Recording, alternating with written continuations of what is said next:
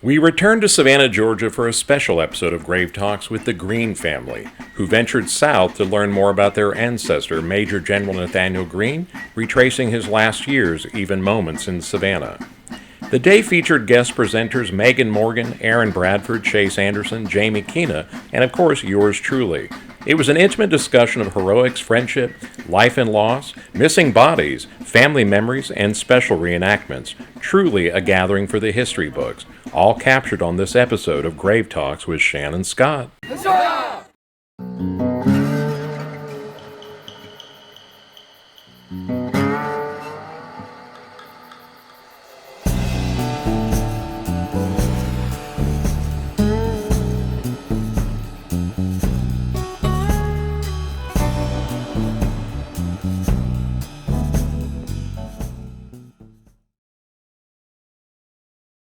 As part of highlighting the last days of Nathanael Greene for the Greene family reunion, we followed the exact funeral procession path colonists took in 1786 to bury Greene outside of the city wall in a woodland cemetery, now called Colonial Park Cemetery. Along the way, we were met by Aaron Bradford of Liberty Encounters and musician and professor Jamie Keena for a very special presentation. God save the United States! Now, we actually met your General Greene. He becomes very familiar with us. In fact, your General Greene, I'll never forget. He actually walked into our camp and he said, you Delaware soldiers are a singular sort because you're known to dance all night, fight all day. And your General Greene served with Washington throughout essentially the entire war. And we, in the Delaware Regiment, we also served throughout the duration of this war. So we had a Captain Caldwell early on, and he was known to keep a prize blue hen. Beautiful blue hen, almost as beautiful as the indigo shirt that you're wearing, good sir. Not quite that beautiful, but almost. And all the sons of this hen were the most ferocious cockfighters you've ever seen. And so cockfighting is very popular in our camps. As one soldier said, being a soldier is 99% sheer boredom, 1% sheer terror, so of course you have to find something to do. But these sons of the blue hen chicken went cockfight after cockfight. They were most ferocious. And so we adopted the name, and we earned the name, the Sons of the Blue Hen, or the Fighting Blue Hens. So please don't scoff if you hear a Fighting Blue Hen. The Sons of the Blue Hen are quite ferocious.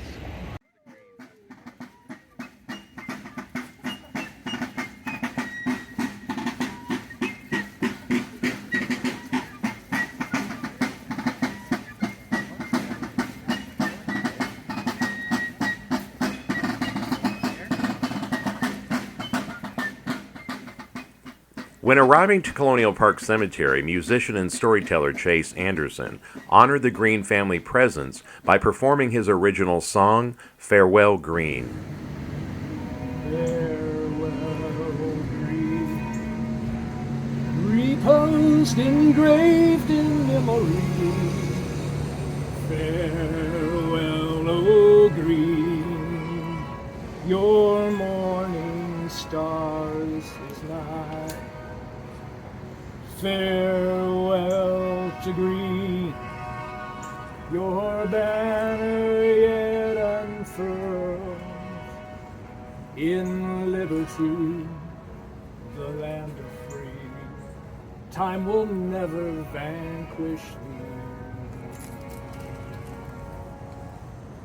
Life still sounds, fight was fought, the war was won, this sacred ground, the sacrifice you gave. 1,000 years roll on and time does fade, 1,000 ages in thy sight, our hope for years to come. Farewell, O Greene, reposed engraved in memory, your morning stars, your banner yet unfurled. Farewell, grief, reposed engraved in memory. Farewell, grief, your morning star is not. My name is Kevin George Greene. My immediate family is from New Jersey, and we've migrated down to Florida throughout the years. And but the Greene family itself comes from Warwick, Rhode Island, in that area, and we are the beginning of the 13th generation of Surgeon John Greene, which Nathanael Greene is also from. I see. So 13th generation American born. Very cool. And how then do you define yourself in the lineage yourself? Like you're the great anything? We're a group of cousins and uncles to Nathanael. I see. Okay. But I mean, it goes back, and actually oddly enough, we're related to Nathanael in two different paths. All right, cool. So, that's neat. And would you classify yourself as a little bit of a real historian or amateur historian, or how do you classify yourself? A curious historian. A curious historian. I suppose that goes together. Best kind to be. But we take a lot of pride in researching some of the Greene history and Sure. learning the Greene stories and debunking a lot of the oral history that goes on.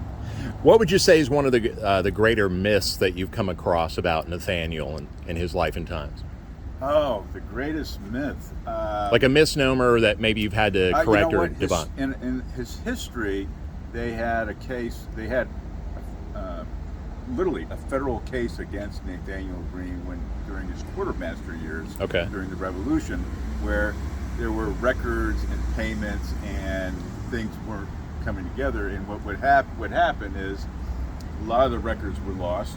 There were no previous procedures for quartermastering. Nathanael Greene kind of did get the job done, including putting up a lot of his personal wealth in personal IOUs. And at the end of the case, Nathanael Greene gave the federal government Cumberland Island, a good portion of it, for their use. Yeah, sure. And for years, I think they used it as a training facility for armed forces. That makes sense. A lot of those, yeah. So there was an issue. There was. If you go back, there was a negative issue about him not procuring the goods and the funds correctly. So that's debunked. Yeah, I think he was. Yeah, sure. I think he was very disadvantaged for reasons of his own making, in a way. When was the first time in your youth that you were made aware of the fact that you were related, and how did that wash over you? Oddly enough,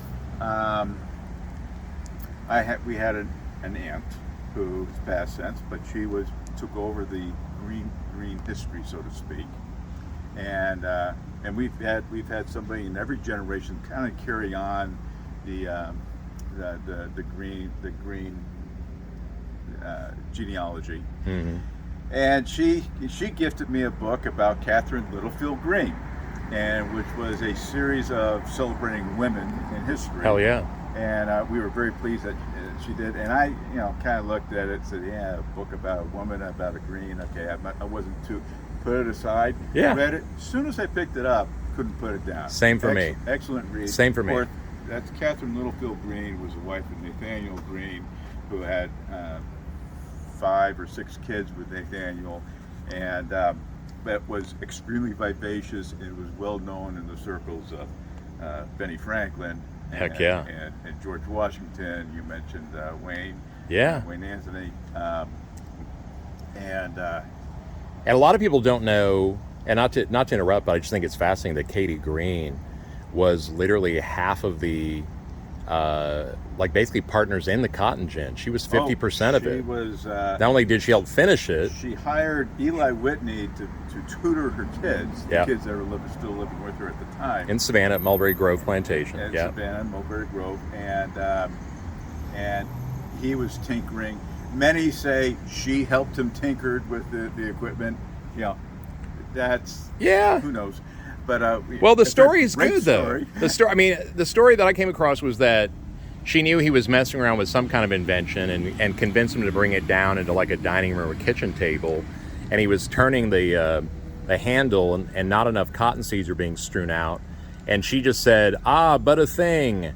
And she went up to her room and grabbed a hairbrush and came back down and laid it against the cylinders and told Eli to turn it. And then it finally functioned the way he kind of imagined. And that's the spark. I've heard the story. It's a good one. It tells a great story. I agree. And it really describes the life of the inventor, because it really is a lot of hard work, a lot of knowledge, and some very good luck. As it goes. And unfortunately, that was a tremendous element in the United States. Sure, Industrial Revolution. And it saved Savannah from itself, as I often say. I mean, you mentioned that. Yellow fever and fire. I mean, literally the year that the invention comes out, the cotton gin, we see the first great fire of the city of Savannah, which I think destroyed 2/3 of the city. Mm-hmm. So it's like we're in a bad place. And then who rolls into town but Whitney, in a way,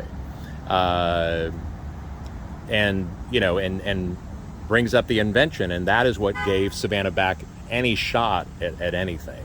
So I always try to tell people, like, Savannah had the cotton boom and then the tourist boom, but everything else between was rough, and before was rough. But so you read the book as a youth, the Katie Littlefield. And that turned me a lot on to the Greene history. We don't delve into it a lot. I mean, we don't live it. Like it's we kind of acknowledge it and have spurts of getting into it. So of course. It's more of a sprint than a marathon. Now, do you have a couple relatives though who are the obsessive? They are the ones who. Many say I'm the one. But you're pretty knowledgeable. I'll give it to you. I do like to read about it and history buff and that type of thing. But, I mean, it's you know what? I'm in awe of our ancestors' history. Yeah. I'm in awe of what they've done. They certainly don't define who we are. Right. But I just hope that our actions honor what they've done. Makes sense. So, totally makes sense. Yeah. The fact that all the great things that Nathanael Greene is known for, that's his. I mean, and that set the table for his descendants, and we're here and we're doing pretty well. Yeah. And I give it back to Nathanael Greene, and we'll go forward and try to make our own history. That's a beautiful way of putting it. So I too find him an easy read. It's like it's not hard to be interested in his life story. So it's not a drudgery at all. So you can pick up something about him or his family and his life, and you're just like you're kind of been drawn in. So it was the Nathanael Greene canon of like sites, homes, and battlefields a part of your vacationing childhood, or no? We would go. Fortunately, we would go to D.C. a lot, and of course, Nathanael Greene is. Every state has two statues of famous people in the capital. Yeah. Nathanael Greene happens to be one of the two from Rhode Island, where they come from.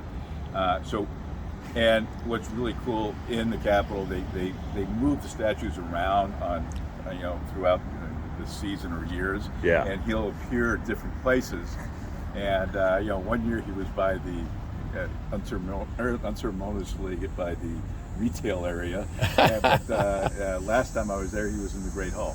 So I mean, it is kind of cool. That is cool. So and that is cool when you keeps see it the fresh. name. And we have other relatives that have gone through the Civil War, and we see a lot of their statues and things. So we do get a kick out of it. Yeah. But Nathanael Greene, many people ask, how did he get into this? Here he is, a pacifist. Yep. He's a Quaker. Mm-hmm. Self-learned guy, didn't go to any big schools or anything. Many say very quiet. Makes sense to me. Maybe very intelligent but quiet. He's oddly quiet in the history of general knowledge in a way. Here he is. He not the healthiest of people. He had asthma or bronchitis or acute that would always come back. He had a limp from something in his youth, and so how does he, in the middle of Rhode Island, become this savior of the South? during the Revolutionary War.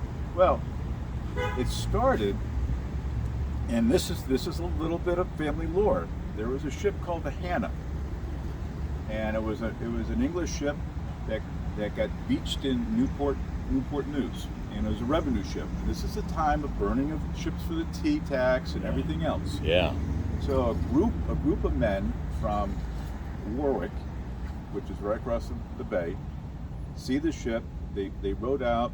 They shot the captain in the leg, brought him to, and they went through all the papers, and they finally burnt the boat. Mm-hmm. And supposedly Nathanael Greene was there, and we think that's true because the leader was a gentleman named Robert Wicks, who ended up marrying Sarah Greene.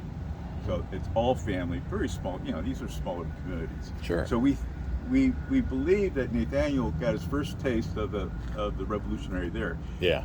Right after that time, he ends up buying his first musket from a British deserter, and it was illegal at that time for the colonists to have guns. Mm-hmm. So he buys his gun and he starts the Kentish Guard, I believe it's called. Mm-hmm. And I mentioned this earlier that he holds the record of the most advancements in one day. He went from a private, and after a few hours with General George Washington, he became a brigadier general in one day. Well, you do find a common statement about Nathanael Greene in the history books that he is considered a military genius. Would you side with that? It's fun to call your heroes that anyway. Oddly enough, and he didn't win many battles at all. But they were effective battles. They were effective battles, and what he did is, with a mix of a lot of volunteers, a mix of untraditional maneuvers as well as traditional maneuvers. Yeah. He utilized riverboats and cavalry that was not really utilized in the American warfare, and you could almost call it guerrilla warfare. Oh yeah. Tactics. I would. Okay. Yeah. And, especially around here in the South. That's what it was. Yeah. And he would go in there, and it was truly the tsetse flies biting the elephants and slowly wearing them down. And so I think you could test this out. I don't know the history. I think his first real victory may have been at Yorktown, which was the last battle of the Revolutionary War. What a last battle to have. Yeah, I mean, it was great. You're going to be known for anything. He was there. But a military genius, he must have been, because he was successful. Yeah. But again, that it's almost an American tale story of, the average, I don't want to say the average young man, but the commoner, the man of the flock, who's a Quaker, which is ultra humanist and ultra religious, obviously, as you've noted, pacifist, and then he feels some other kind of fire in him, and it's like, again, I said it in my talk earlier, it's like, he was called by God, or a spark was put in him, and he just, you don't know what lit it. Yeah. A lot of times. Did he write about that shift himself? Do you know? Did he in his journals? I've only found bits and pieces of. They call it's called the Hannah, but it's also called Gatsky Caper or something. There's a little word for it. Okay. But just the people that went there and where they came from, and the timing, and then right after that, him buying his gun, we're saying that he was with them, and probably at that time the Greenes were somewhat prominent in that area. In fact, you used a blacksmithing metaphor the other day, and they did have, and Nathaniel was running the ironworks up in Rhode Island. I don't know if you knew that or not. I did know that directly now. I just Thank gave you. you more credit than your own. I'm sorry. It's fine. I get that all the time. It keeps me going. But that's subject for more history. Sure. So what are some of the other just standout life moments, characteristics, little regular guy things about Nathanael Greene that you enjoy? Well, I always had an affinity for his son, who after Nathanael was dead, went and lived with Lafayette. George Washington Greene, right? George Washington Greene. Yes, sir. And we go to Paris quite often, go to France, and it's kind of cool to think about maybe we're stepping the same steps. Have you done apart. some of the footstep places? Do you know? I have not. No, okay. This Like the Lafayette stuff. Not really. Have you been to the grave? Don't believe so. Okay, just checking. Yeah, that's for your next Paris trip then. Yeah. Well, the wife pretty much likes the cafes. Yeah, I get it. I get it. Yeah, man, I get it. But no, but just you get a sense. You don't have to be at exactly the same place. You don't have to go in the same Agreed. footsteps. We had a fantastic tour guide here in Savannah.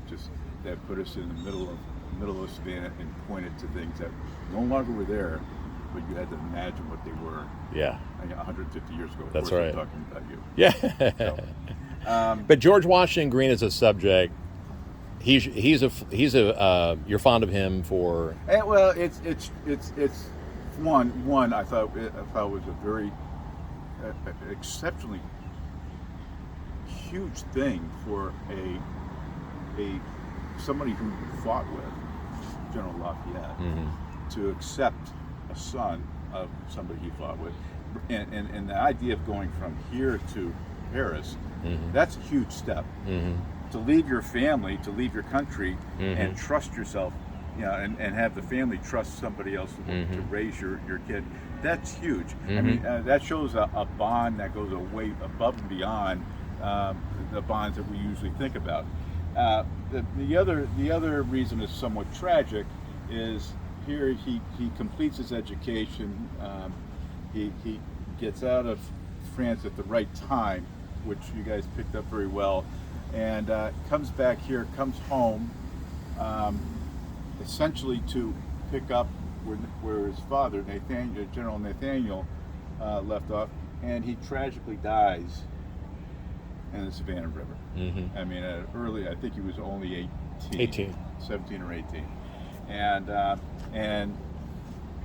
And recently we found that it was in March of that year, which there would be no reason to be swimming. Yeah. So that's a tragic ending.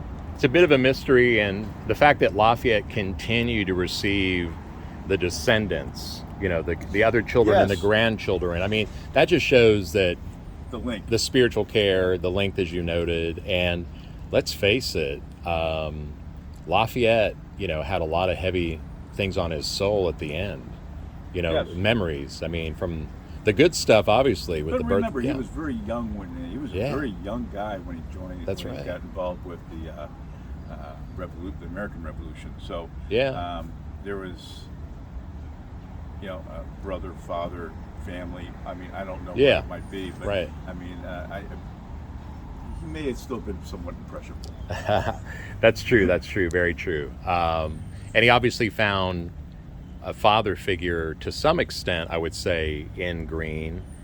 Something that was, he was very fatherly as a man, I believe. So that energy resonates well with, other men looking for men to admire, all that.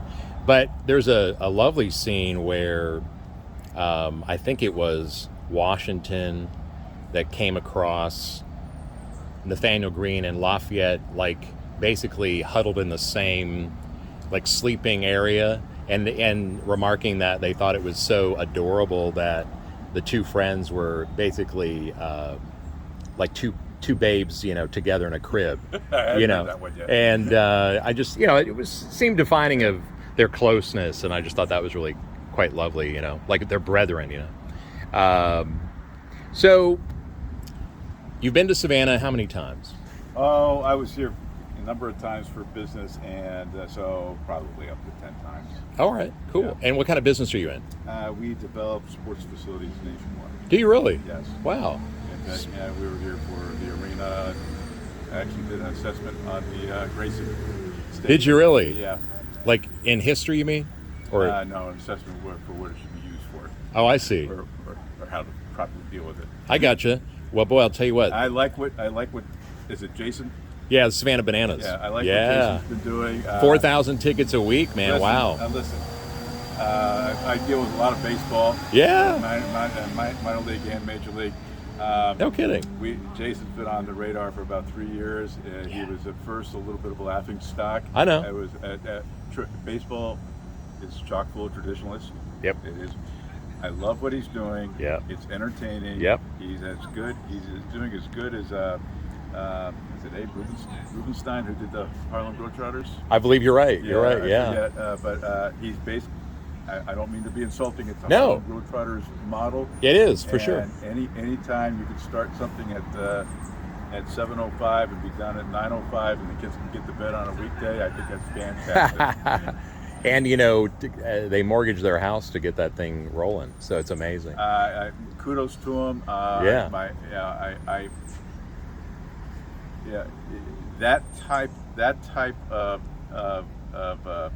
entertainment is not well accepted in a stodgy business like baseball. I can't imagine. I was surprised. However, I'm glad he's doing it. Yeah, that's kind of my feeling about it too. It's the underdog story. It will not change Major League Baseball. Right. Yeah, I agree. But with the one rule I really like is if a fan catches a foul ball, the player can be out. I really do like that rule.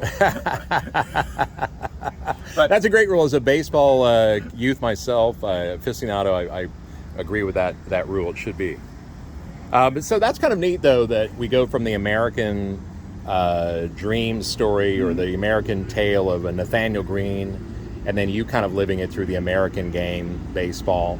I think that's an interesting connection. It's a delightful way to make a living. Yeah, and I think they probably told you at Grayson that was, I think, Hank Aaron's first career homer, 61. I did Does that sound right? I did not know that.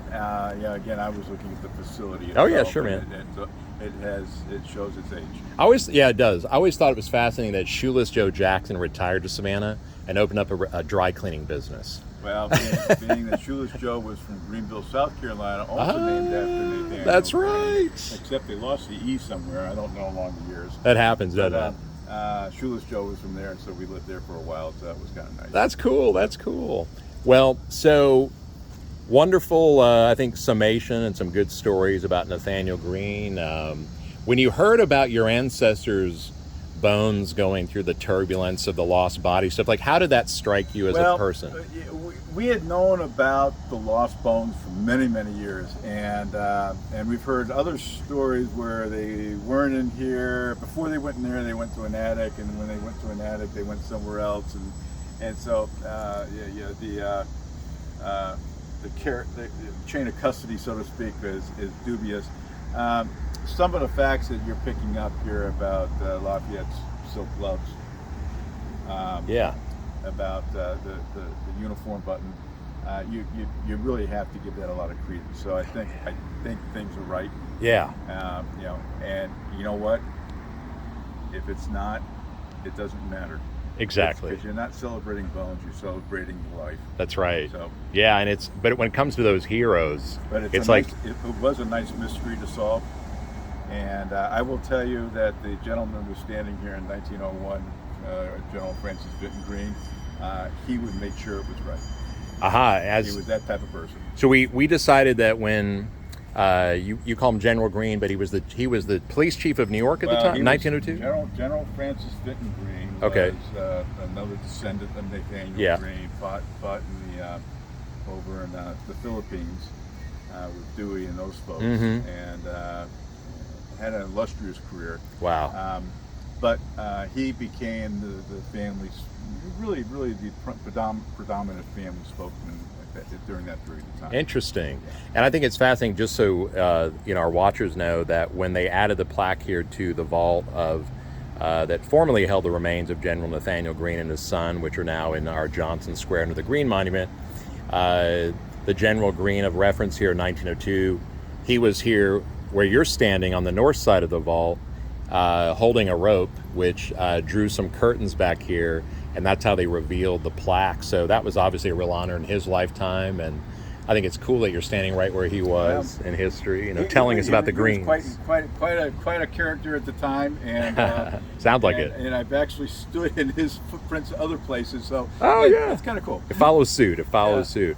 Well, we just wanted to say thank you for coming down and visiting Savannah once again, and also, being a part of the community in other ways and helping us keep the Greene spirit alive with your stories today. So hope the rest of your stay is awesome. Thank you very much. Please come back. It's been a real honor. Thanks again. Thank you.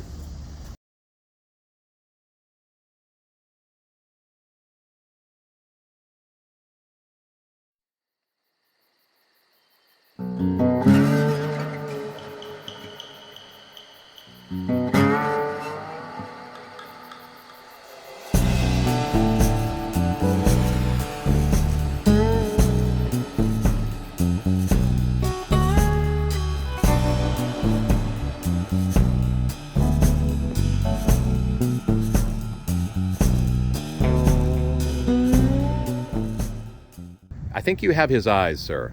Is that true? Do people tell you that? Not lately, sir. No?